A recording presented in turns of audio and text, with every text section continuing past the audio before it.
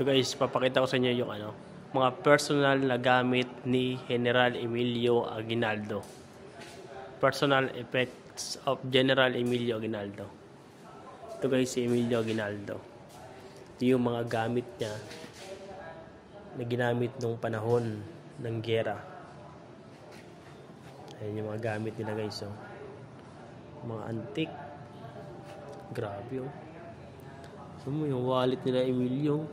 Pambihira. Ang mga niya March 22, 1926. Tagal. Malit ang baril lang. May baril pa na maliit. Oh. Yun siya. Ito yung mga nila. Ito yung damit nila. Damit niya nun.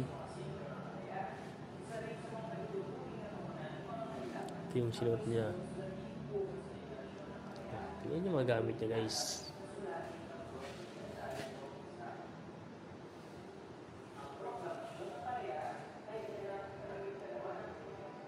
Yan. Mga personal na gamit ni General Emilio Aguinaldo.